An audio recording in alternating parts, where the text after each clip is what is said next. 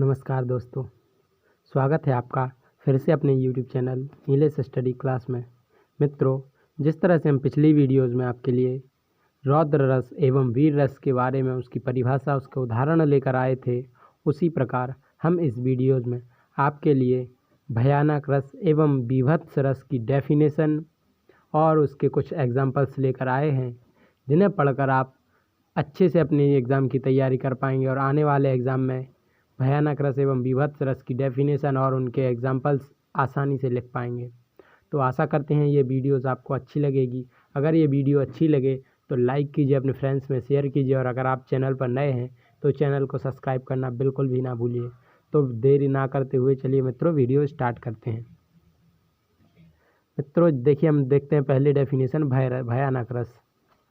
भयानक रस क्या होता है, इसकी परिभाषा क्या है, इसके उदाहरण क्या हैं, इसके अवयव क्या क्या हैं, कौन कौन से अवयवों से मिलकर ये बनता है, निर्माण होता है, इत्यादि हम सभी इस वीडियोज़ के अंदर देखेंगे कि इसमें क्या क्या आता है।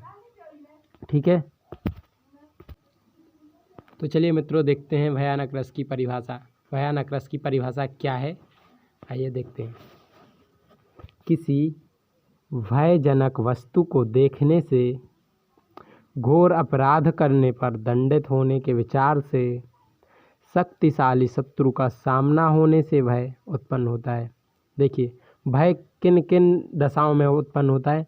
किसी भयजनक वस्तु अर्थात कोई वस्तु ही ऐसी है जिससे भय उत्पन्न होता है, उसको देखने से, या फिर कोई घोर अपराध करने से, कोई ऐसा जघन्य अपराध कर दिया उसका दंडित होने के विचार से कि उसके द्वारा अब हम दंडित होंगे, चूँकि हमने एक घोर अपराध किया है तो अपराध के बाद सज़ा ज़रूर मिलती है, तो उसके विचार से, शक्तिशाली शत्रु का सामना होने से, अर्थात कोई शत्रु है हमारा जो हमसे अधिक शक्तिशाली है, उसका सामना करने से, उससे जो भय उत्पन्न होता है कि हम उस शत्रु से हार सकते हैं, मृत्यु हो सकती है हमारी, तो ये भय उत्पन्न होता है। इन दशाओं में हमारे अंदर भय उत्पन्न होता है। यही भय नामक स्थायी भाव, विभाव, अनुभाव और संचारी भाव के संयोग से जिस रस की निष्पत्ति करता है उसे भयानक रस कहते हैं। मित्रों, ये डेफिनेशन मैं आपके लिए जिस टाइप की ये डेफिनेशन है, इस टाइप की हर वीडियोज़ में आपके लिए डेफिनेशन लाता हूँ। कुछ नहीं बदलना होता है, सिर्फ यहाँ से यहाँ तक का हर डेफिनेशन में अलग अलग रस के बारे में अलग अलग बदला जाता है और यहाँ से लेके यहाँ तक सब सेम रहता है। अगर आप यहाँ पर स्थायी भाव बदल देंगे तो यहाँ पर रस बदला जाएगा। क्योंकि हमने स्थायी भाव और रस के ऊपर वीडियोज़ बनाई है, तो आप उसमें जाके देख सकते हैं। उसका लिंक मैं डिस्क्रिप्शन बॉक्स में दे दूंगा कि किस रस कौन सा स्थायी भाव है तो उस रस उसका कौन सा रस होगा, अर्थात हर प्रकार के रस का स्थायी भाव क्या है। इसकी वीडियोज़ मैंने पहले बना चुका हूँ, पहले अपलोड कर चुका हूँ, तो उसकी लिंक डिस्क्रिप्शन में मिल जाएगी आपको। तो देखिए, अब ये हो गया इसकी डेफिनेशन।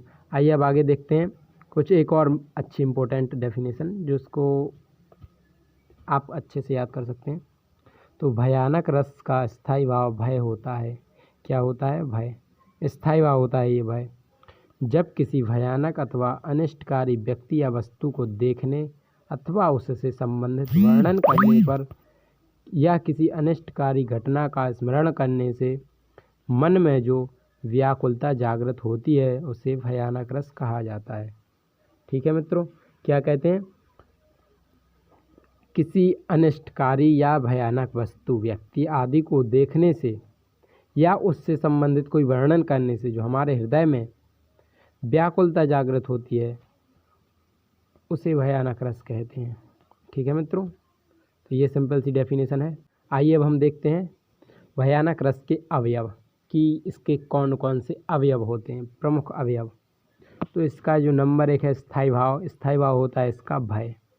ये आप लिख देंगे तो एग्ज़ामिनर के लिए बहुत अच्छा लगेगा, वो सोचेगा कि हाँ बच्चे ने कुछ सीखा है, कुछ पढ़ा है, तो इसलिए ये ज़रूर लिखना आप अपने एग्ज़ाम में स्थायी भाव। इससे आप हाईलाइट करके दिखा सकते हैं कि ये हमने हाईलाइट किया है। एग्ज़ामिनर चूँकि इन्हीं पर ध्यान देगा, तो ये हाईलाइट करके आप उनके सामने लिखेंगे तो आप अच्छे से अच्छे मार्क्स प्राप्त कर पाएंगे। तो स्थायी भाव इसका भय। आलम्बन क्या है? वाघ, चोर, सर्प, शून्य स्थान, भयंकर वस्तु का दर्शन आदि, ये है आलम्बन। इसके द्वारा उत्पन्न होता है हमारे हृदय में। जैसे बाघ को देख लें, चोर या सर्प या भयंकर वस्तु को या विशाल वस्तु देखें। उद्दीपन क्या है, देखिए इसके अंदर उद्दीपन क्या होता है, भयानक वस्तु का स्वर। जैसे कोई बाघ है वो बोले, या कोई चोर आए चोरी करने, या हम किसी सर्प को देख लें इत्यादि, भयंकर स्वर आदि का डरावनापन एवं भयंकर चेष्टाएं। ठीक है, तो ये हैं उद्दीपन। अब आप अनुभव मतलब आपके अंतर्गत के अंदर क्या क्या क्या होंगे, तो आप जैसे आप बाघ को सर्प को देखेंगे तो जाहिर सी बात है कि आपका पसीना छूट जाएगा, हैं, कांपने लगेंगे आप, चिंता होने लगेगी आपको, है, मुँह सूखने लगेगा आपको, हो सकता है आप मूर्छित भी हो जाएं। ठीक है, और अगर आपने सांप को देखा तो आप वहाँ से पलायन भी कर सकते हैं इत्यादि। तो ये हो गए अनुभव। क्या क्या हो गए, कंपन, पसीना छूटना, मुँह सूखना, चिंता होना, रोमांच। अगर कोई बड़ी वस्तु देख लिया आपने जो आपने कभी नहीं देखी हो, जैसे आप चिड़ियाघर में गए, आपने कोई बाघ या शेर को देखा तो आप रोमांचित हो जाते हैं, तो वो भी भयानक रस, क्योंकि आपने पहले नहीं देखा, आपको उससे भय है कि ये हो सकता है ये बाहर निकल आए। और रोदन, अगर आप कहीं पर छिप गए हैं उसके उसी में आपको कहीं सर्प दिख जाए तो आप रोने लगोगे इत्यादि। ये तो इसके अनुभव हो गए। संचारी भाव क्या है, किसके द्वारा ये संचरित होते हैं, तो दैन्य, संभ्रम, चिंता, सम्मोह, त्रास आदि। ठीक है, तो ये संचारी भाव हो गए। आइए अब देखते हैं भयानक रस के कुछ उदाहरण।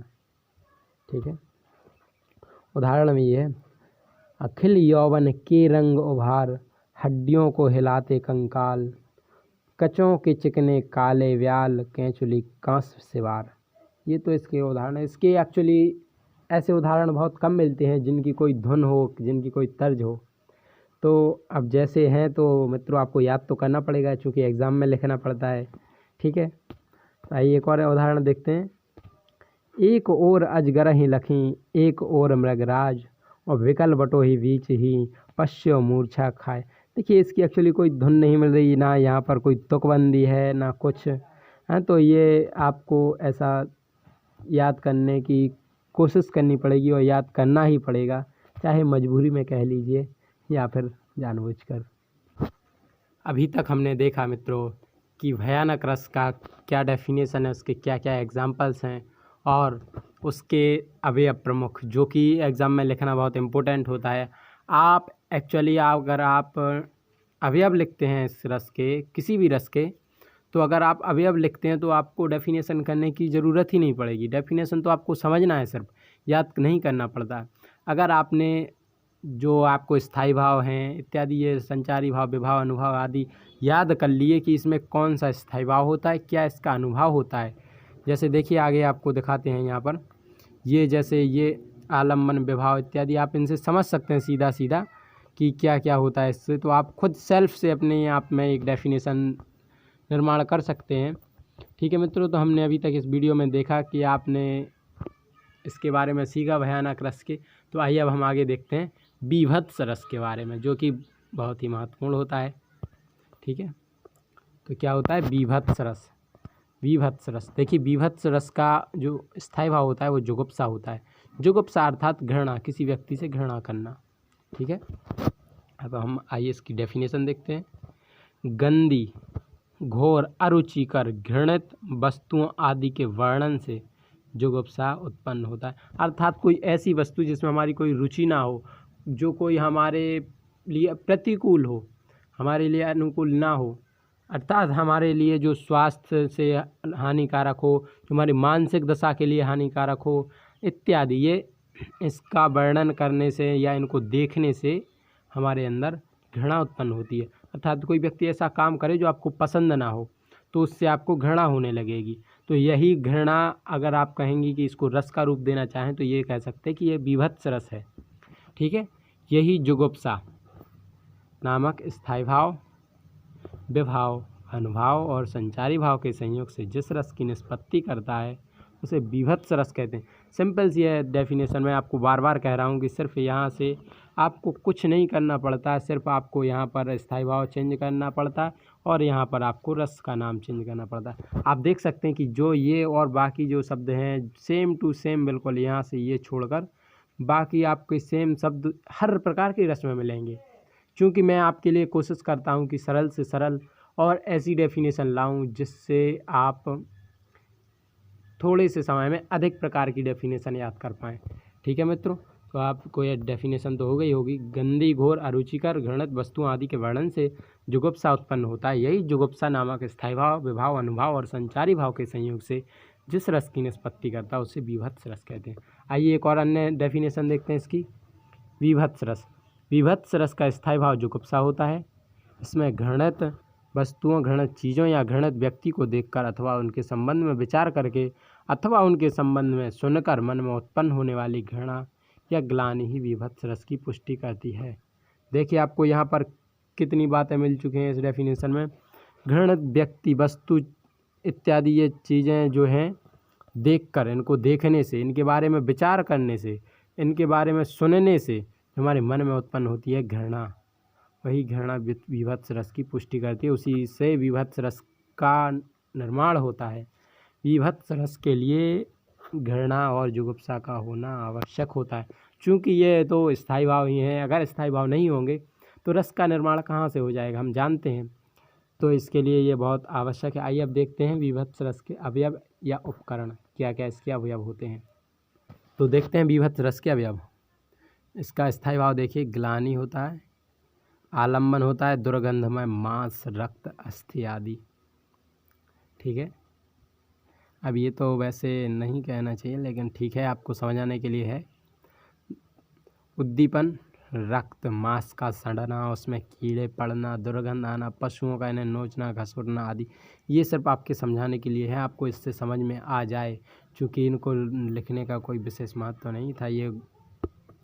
ठीक है मित्रों, आइए अब देखते हैं इसके क्या अनुभव होते हैं। इनको देखकर हम किस प्रकार की क्रियाएं करने लगते हैं। नाक को टेढ़ा करना, मुंह बनाना, थूकना, आँखें मीचना आदि। जैसे अगर कहीं पर दुर्गंध है तो आप ऑब्वियसली हैं कि थूक देंगे, नाक बना लेंगे, आप अपने नाक को ढक लेंगे कपड़े से, तो इत्यादि अनुभव है। अब आइए देखते हैं संचारी भाव। ग्लानि, आवेग, शंका, मोह, व्याधि, चिंता, वैवर्ण, जड़ता आदि, ये होगा इसके संचारी भाव। तो देखिए हमने इस वीडियो में आपको दिखाया कि भयानक रस और विभत्स रस के क्या क्या डेफिनेशन है, इसके क्या क्या अवयव हैं। आइए अब देखते हैं विभत्स रस के हम कुछ उदाहरण। ठीक है, उदाहरण है, सिर पर बैठो काग, आँखि दो खात निकारत, खींचत जीवहीं स्यारत हैं आनंद उधारत। बहुत ही घृणित है ये उदाहरण। ठीक है, लेकिन अब आपको अगला उदाहरण देखते हैं। रिपु आतन की कुंडली, कर जोगिनी चवात, और पीवहीं मैं पागी मनो जुवती जलेबी खात। ये आपके लिए उदाहरण है इसके। ठीक है मित्रों, तो इस वीडियो में हम आपके लिए लेकर आए भयानक रस की डेफिनेशन। ठीक है, आप चाहें तो स्क्रीनशॉट ले सकते हैं। भयानक रस के अवयव, ठीक है, भयानक रस के उदाहरण।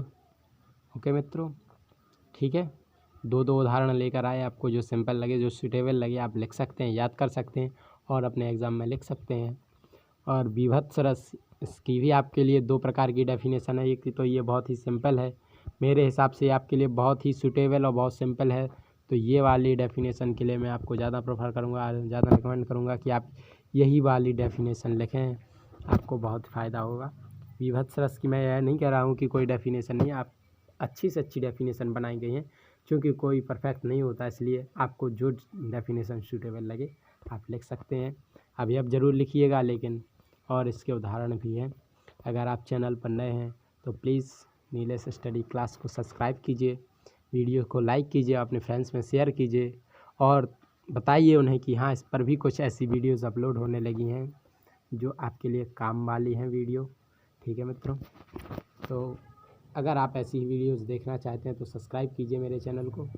धन्यवाद। जय हिंद, जय भारत।